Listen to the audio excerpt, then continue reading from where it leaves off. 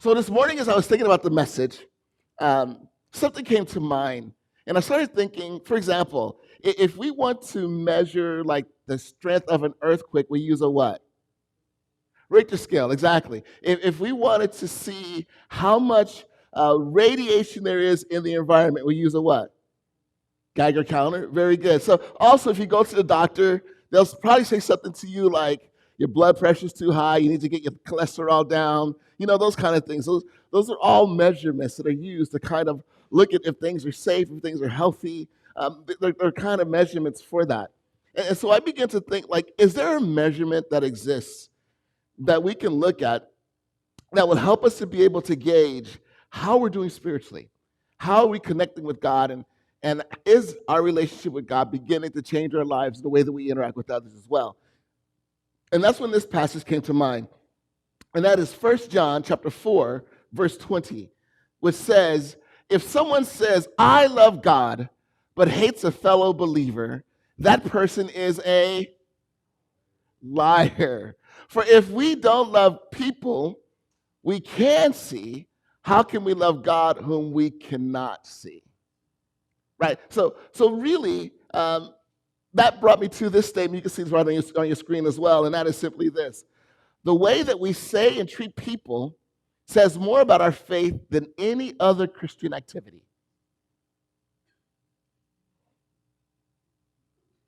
It's kind of a powerful statement, right? Wait. So wait, Ken. So you are saying the way that I treat people says more about my connection with God than prayer? Says more than my connection with God than reading the Bible? Says more than my connection with God than coming to encounter and hearing your incredible messages that changed my life? That was a joke. Well, maybe not. But no. But the reality is, and here's the reason why, is those things are good. Don't get me wrong. It's important for us to pray. It's important for us to read the Bible. It's important for us to continue to hear things that are going to lift us up and encourage us. But here's the reality, and that is this. The way that we treat others is reflective on the fact, is prayer changing my life? Is reading the Bible changing my life? Is coming to church and implementing the messages changing my life? One of the first gauges that we can see in that is the way that we treat people. And so that's one of the reasons why it's so important for us to do a series like this. Matter of fact, it's so important for us to look at the way that we treat people that when Jesus was asked, what is the most important commandment? And realize when Jesus was asked this was from a person who was thinking, what's the one thing? What's the one thing that I could do? Like, if I did this, I am guaranteed to get in. What's that one? And Jesus Christ said, of course, the famous passage, right? Mark 12, 30 and 31. Love the Lord God with all your heart, soul, mind, and strength. But it doesn't stop there, does it? He also says what? Love your as. So this aspect is so important to Jesus. The way that we treat others is so important to Jesus that he made it a part of the great commandment, which shows our reflection or our commitment or our connection in our relationship with God. And so as we look at this then, it really is. It's valuable. Matter of fact, if we look through the gospel message is driven by this one aspect, and that's the way that God sees us. Because it says this in John chapter 3, verse 16. It says, for this is how God loved the world. He gave his one and only Son, so that everyone who believes in him will not perish but have eternal life. So this was all about, the gospel is all about God saying, look, I see you. I see you. And you are so important to me that I'm going to give the most precious thing that I have. I'm going to give my Son so that he can give his life so that you would have the opportunity to be able to get to know me and build a relationship with me. And there's nothing more powerful than that. And so in declaring this, when it says, for God so loved the world that he gave, literally what God is saying is, look, you are worthy of my Son's sacrifice. You are worthy of my love. He's declaring your value. He's declaring your significance. And again, he's declaring that I am willing to give that which is most precious to me for you. So that being the case, then it would be important then that if we are becoming more connected with Jesus, then that would also that would also begin to reveal itself in the fact that we begin to see people differently. That we begin to see people through the eyes or through the lens in which God sees them. So we've been doing this series called Real Talk, choosing love over comfort. And in this series is inspired by a book by a guy named David Augsburger. It's called Caring Enough to Confront. Today is the last day of this series. So this will maybe the last time they may hear me say this phrase, or there's this term that he has coined that we've been talking about this entire series. And that term is what? You guys remember? Carefrontation. Look at that. You guys are awesome. So the idea behind carefrontation is when there's conflict, is there are two sides of conflicts, or two ways that we can respond. With conflict, we can respond on the caring side. The caring side means that we value relationship over goals. And so as a result of that, what we may do is we just value peace, and we want the relationship to go well. So we may avoid conflict, we may ignore conflict, because again, the highest value for us is peace. Or the other side of conflict is confrontation. And this is someone who values goals over relationship. And so this is someone who says, look, we got to push for this. And sometimes, as a result of this, this person could be very possibly nasty, right? Because their goal is, let's get this moving, let's get this done. And so the idea behind carefrontation is it says, let's take the best of both sides, where we care for relationships and we care for goals, and we bring those together, and how can we navigate and deal with conflict in a healthy way. And so today, as we wrap up the series, again, I wanted to say this. I kind of mentioned this before, but I want to say it again, that the best way to practice carefrontation is to make a commitment, and that is to see people through the lens of God, or through God's lens. To practice carefrontation, you must learn to see people through the lens of God. And would we agree that God kind of sees people differently than we do? Do you guys agree? Would you agree? Okay, good. I just want to make sure I'm not talking to myself in the mirror. Okay, yes. So we would agree that God sees people differently than we do. I was doom scrolling one day, and I happened to come across a post by Trevor Noah. And Trevor Noah was saying, hey, I had a chance to go to the amusement park recently.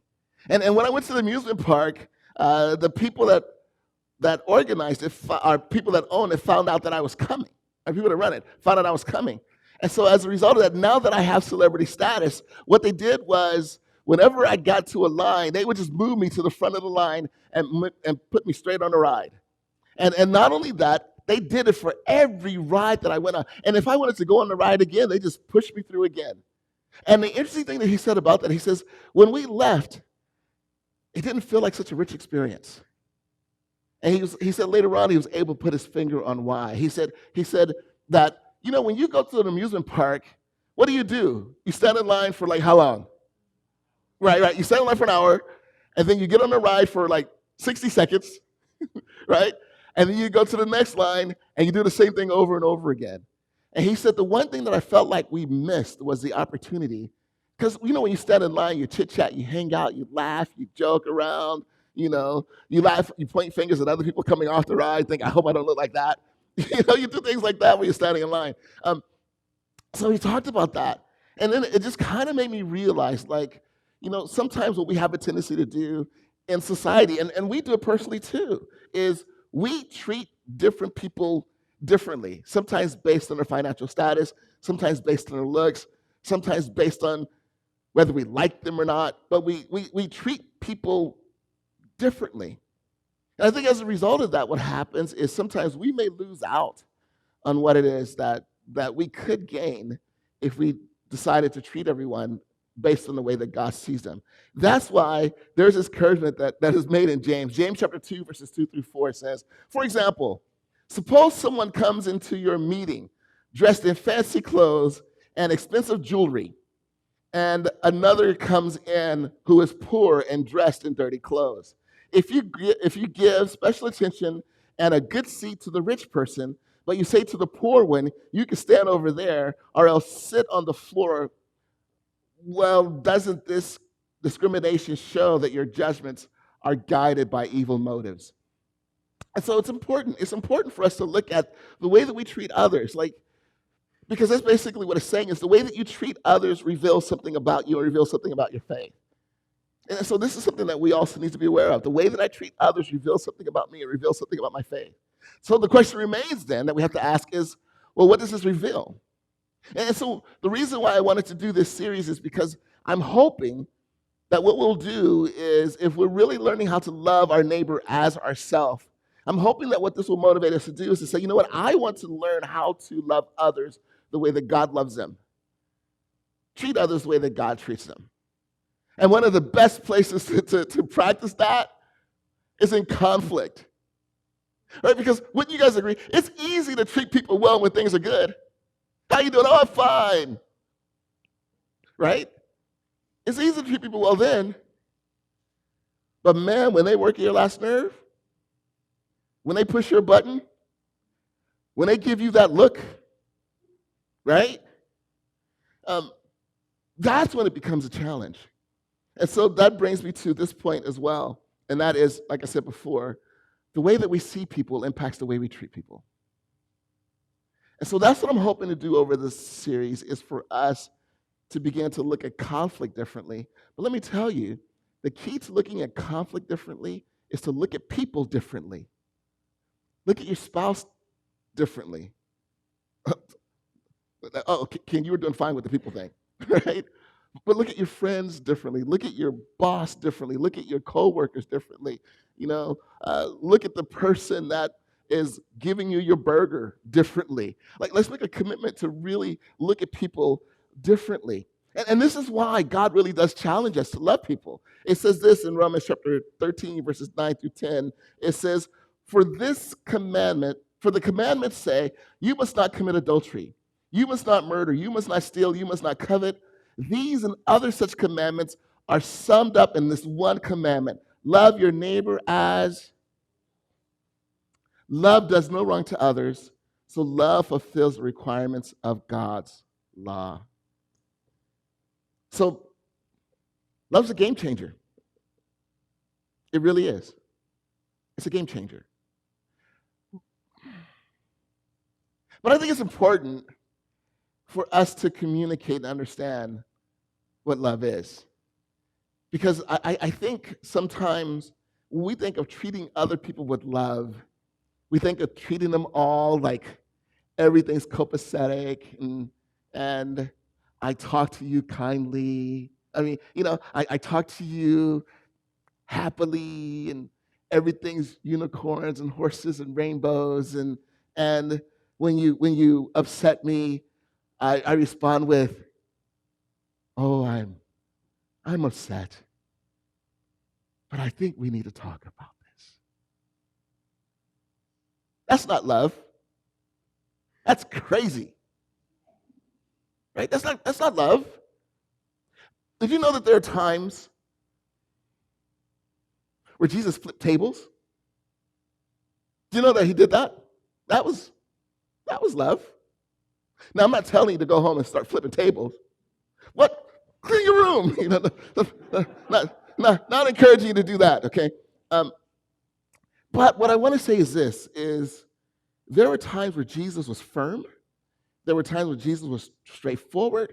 He didn't cut corners. He said it like it was. So I want to make sure that we have a fair assessment of what love is. But here's the difference, is whenever Jesus was firm, he wasn't unkind, right? Whenever Jesus was straightforward, he was never condescending. So I want to make it really clear that sometimes speaking out of love does mean that you speak firmly. It does. But I also think we have to be careful. There's a passage in Ephesians. It's not on the screen, Malaim, so just let you know. So he's not stressed out going, I can't find the passage. Okay. But there's a passage in Ephesians, and it says, let no unwholesome talk come out of your mouth. Only what is helpful for building up others. Now, sometimes you can be firm, but still build others up and be encouraging and build others up as well, while still being firm too. And let me tell you this as well. The absence of conflict does not prove you have great faith. It doesn't. Because obviously, as we read the scriptures, Jesus had conflict, right? So the absence of conflict, because I think sometimes we may feel that, and maybe you've never felt this, but in the past, in certain churches, I've been made to feel this, that I've been made to feel like if I'm in conflict, something's wrong with me. And something's wrong with the way that I react and I respond. And the reality is that every relationship, and here's the truth, if a relationship is worth its salt, it's going to have conflict somewhere. Because conflict doesn't have to be destructive. Conflict can be healing, and conflict could be the one that opens doors so that we can begin to look at things and connect with things and continue to build and grow. So if you have a great friendship, a great marriage, and there is no conflict, the reality is it ain't so great. It ain't so great. And as a matter of fact, what I've learned is sometimes when you navigate conflict together and you do it in a healthy way, you know what it does? It actually brings you closer together. It builds something in that process as well. So with that, the absence of conflict does not mean that we're spiritually healthy. But I will also say this too, though. If you have an abundant presence of conflict, and what I mean by that is if you're in conflict everywhere you go, with people everywhere you go, in circumstances everywhere you go, then everywhere you go has someone in common. You. Right? And so if one person calls you confrontational, then I would say consider it. If multiple people call you confrontational, then you seriously need to assess it. And if everyone calls you confrontational, then I'd like to say, welcome to Judge Judy. Because the reality is you are confrontational, and we need to deal with that as well. But with that, I wanted to say this, you can see this on the screen as well. Conflict itself does not expose the condition of your faith. Your reaction uncovers where your faith still needs to grow. So conflict in and of itself, it's just that. It's just conflict. It's natural, it's normal, it's neutral. So that doesn't reveal, the context of your faith. Conflict is conflict. But the way we respond to it, now that reveals our faith. That reveals where we need to grow. That reveals where we need to continue to process and develop as well. Because again, it is important for us to look at the way that we see people. It is. Matter of fact, the way that we see people is so important that Jesus actually included it in one of his most important messages called the Sermon on the Mount. And he said this. He said in Matthew chapter 5, verses 21 through 22, it says, "You have heard that our ancestors were told, you must not murder. If you commit murder, you are subject to judgment. But I say, if you are even angry with someone, you are subject to judgment. If you call someone an idiot," we've never done that, right? Never done that. Oh, but we have said moron. Moron is different. Moron is biblically okay. No, just joking. You are in danger of being brought before the court, and if you curse someone, you are in danger of the fires of hell. See, what Jesus does is Jesus challenges the heart behind this. Because here's the reality. Do you know that murder is the minimum standard? How was your day? Oh, it was great. I didn't kill anyone. Oh, that's great. Right? That's kind of the minimum standard. But here's the reality is we may not murder, but we may assassinate someone's character, right? We may not murder, but we may destroy someone's confidence. We may not murder, but we can ruin someone's vision of the process that they're going in and the direction that they're going in. So we have to be aware of the way that we're communicating and what it is that we're saying and how we're doing it. And again, and let me tell you this, I want to make this really clear. This series is not just for you. In many cases, this series has also been for me, and you guys are just kind of along for the ride. And I really do hope that it has spoken to you in ways that have spoken to me and challenged me when it comes to conflict and the way that I navigate it. But it's good for us to begin to ask ourselves, in conflict, what does my view of conflict reveal about how I see God and how I see my relationship with Him? I'll give you an example. For example, if I see all conflict as a threat, probably the main emotion that goes with that is fear. And because it's a threat, it is to be avoided. And so, as a result of that, what I may wrestle with is, and I'm going to say this, as I talk about each one of these, I'm going to use the word may. It's up to you to figure out what it really does. This is just a possibility. But I want to encourage you to dig and ask yourself, what does my perspective about conflict reveal about what I trust in God or how I feel about Him? But if I see every conflict as a threat, then what I may question is God's presence.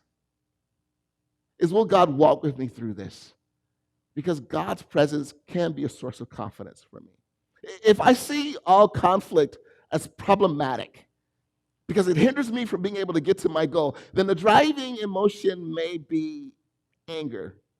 And so as a result of that, one of the issues that I may wrestle with is, do I really trust in God's provision?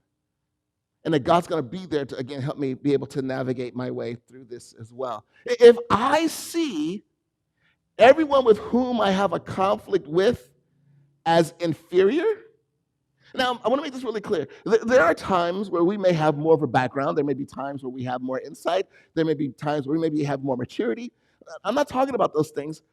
Although, we'd still have to be aware that although someone else may have less experience, it doesn't mean that they still have no value in what it is that they say. They may still see something I don't see, right? So I still need to understand that. However, if I see someone as inferior, that I am greater than you, and that doth have nothing to offer to me in this circumstance with this. I don't know, for some reason, whenever I go arrogant, I always go British. And although that's not British at all, that's just horrible. Sorry if you're Brit, I apologize for that. Because you're nice people too. But, with that, I think what we may question without realizing it is, I don't trust that God will speak to you, to me, right? I don't trust God's ability to speak, again, through you, to me. So that's another issue that we may wrestle with. If we see everyone with whom we have a conflict as the enemy, as the opponent, there are two responses that we can have to that. One response could be, you're the enemy. Oh, I need to cower, or I need to surrender, or I need to submit. And sometimes what I'll do is I'll give ground that I shouldn't give because you're the enemy. And again, the goal of the enemy is to what? Win. Right? So I may let you win, or I can be on the other side where I must be the victor. I must beat you down.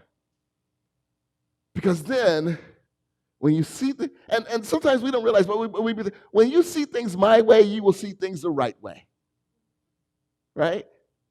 So as a result of that, what we may not trust then is God's, persistence. That God's going to continue to work through and kind of push through with us on that as well. I'm sorry, not persistence, God's intervention. We don't trust God's intervention, that God's going to intervene and step in and lead and guide. The next one is if I see all conflict as a threat, right? If I see all conflict as a threat, as a cause, then I may be afraid in that way. Or if I see all conflict as a lost cause, like,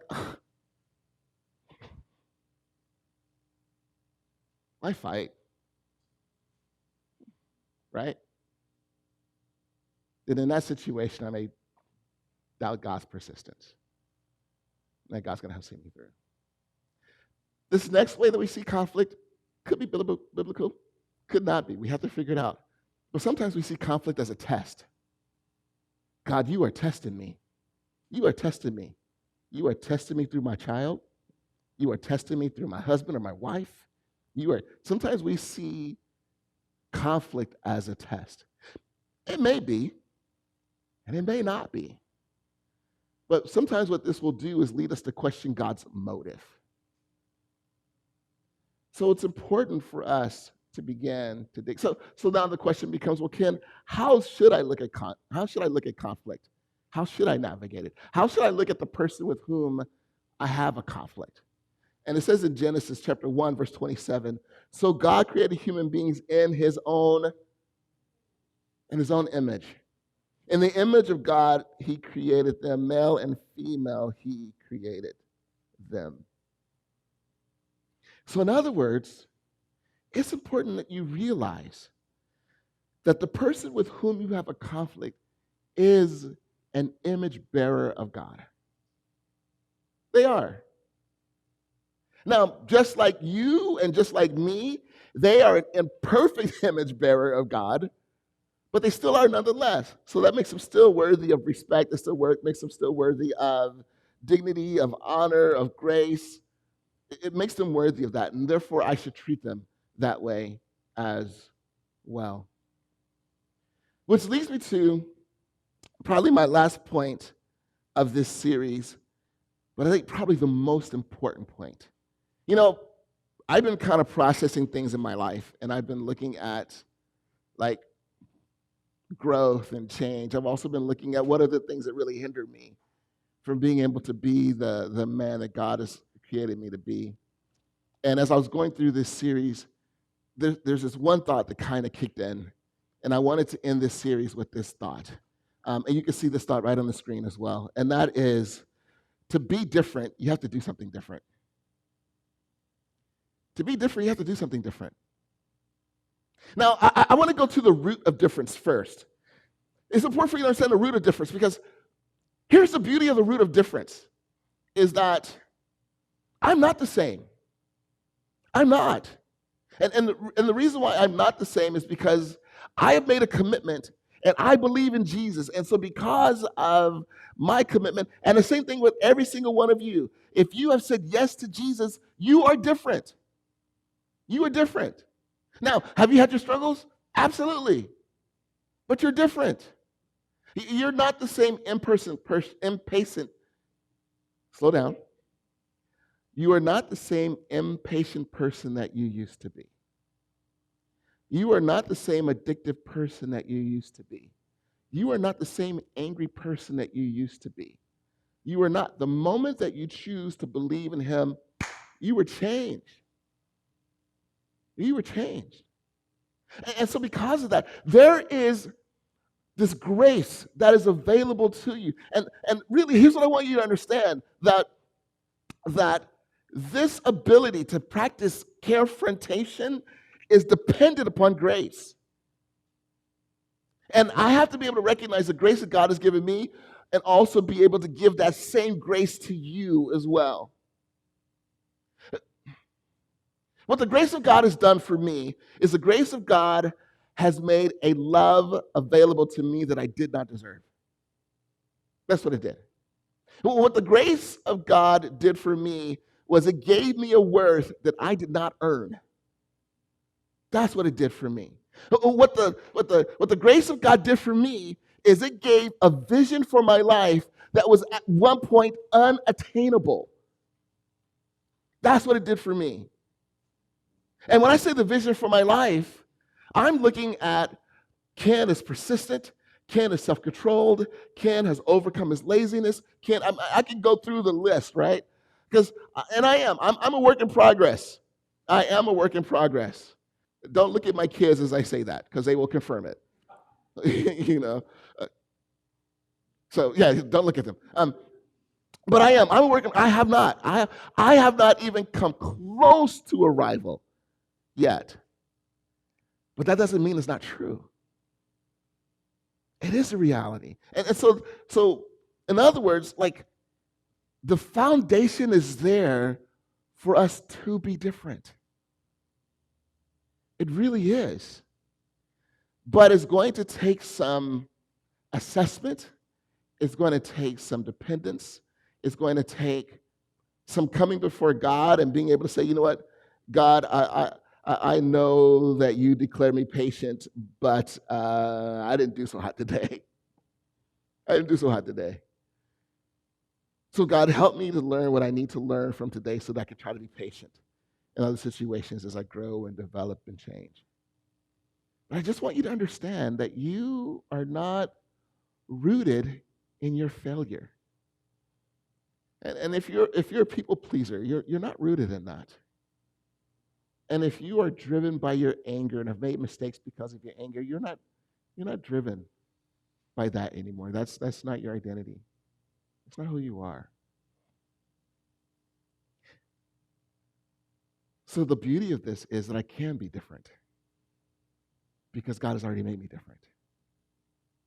So begin to build on that. Begin to build on that. It's one thing to build on. When we decided to remodel our house, right, did we just go in and start building stuff? No. When you decide to remodel your house, what's the first thing that you do? You sit down and do what? You create a plan, right? You walk out with vision. You start to look through Pinterest, right, to see what are some things people are doing in their houses that I like. Now with AI, it's really great, right? You can walk in the room with your phone and like put AI in there and begin to like decorate your entire room and kind of give you a vision for your room. So what happens is when you remodel your home and when you do a work in your home, what you do is you create a vision of what it is that you'd like for it to be. And then, a few months later, you walk in that room, you walk in that place, you walk in that space, and you kind of see that vision become reality, and it really is exciting. It really is. And then you start looking at the rest of the house, right? And want to begin to change those things too. Look, here's the thing is to be different, have a vision, and God already has given you that vision. So maybe what you can do is even begin to start with just looking at the opposite of where I'm at right now. I have a loose connection. Well, picture that as being fixed, right? I have anger. Picture yourself differently. Picture yourself as someone that's self-controlled. I'm a people pleaser. Picture yourself as someone who's able to say no and have boundaries. Begin to picture it. Because the reality is there. And ultimately, this changes the way that we treat people. So here's what I wanted to do, is I wanted to look, as we wrap up this series, what can we wrap up this series with? Because, here at Encounter, we believe that God has given us a core. And that core is, and we talk about it all the time, right? To love Him, love others, and love ourselves. So here at Encounter, we say love up for loving God, love out for loving others, and love in for loving ourselves. And so what we do is every message, we end with looking at loving up, loving out, and loving in. Now, here's the beauty of this. These are suggestions. Maybe if you're listening to this message, you think, well, Ken, that's a good one, but I feel like God's telling me this. Then go with what God is telling you. Please do that. But with that in mind, so with love up, loving God, dive deep into the grace and love of God. Dive deep into the grace and love of God. Now, you may say, okay, where do I start at? Here's what you can do. There's a great website. It's called BibleGateway.com. BibleGateway.com. And they have a little search bar. In that search bar, you can put love, God. And then what it will do is it will give you every verse that has the word love and God in it. And so now what you can begin to do is just kind of look at that. God's love, God's love, God's love, God's love. Dive deep into it. Put the word grace in there and look at every time the word grace is used so you can begin to have an understanding of grace and realize that is what he's poured out on you. Love out. Give the same kind of love that God has given you. Give the same kind of love that God has given you. It's not easy, but do so. It's going to take work to get there. And honestly, it's going to take failure. If you do this process and you don't fail, please let me know, because I'm going to have you come up and do a sermon series. Right? We're going to fail. It's part of the deal. That's why God gives us grace, because God knows we're going to fail. So that's what grace is for, is to cover those moments when we do. So as a result of that, now what I can do is I can begin to work to learn how to love you. To learn how to love you. So give others the same kind of love that God is giving you. And then love in. See yourself as he sees you. See yourself as he sees you. Because here's the truth. This is really important. The amount of grace that you give to others is limited by the amount of grace you've allowed yourself to receive. Tweet that, because that's good. Right? But again, the amount of grace that you give to others will be limited or enhanced by the amount of grace that you allow yourself to receive. Also, if you want to change the way that you see others, maybe start by changing the way that you see you. It's hard for me to give you grace when I don't know grace myself. It's hard for me to see you as being worthy. Because here's the reality in conflict. What we tend to do is we tend to project. So when I feel unworthy, I place my unworthiness on you. When I feel like a failure, I place my failure on you. That's what we tend to project. So if we can begin to be able to see ourselves the way that God sees us, it's a game changer. It really is. Father, I thank you. I thank you so much for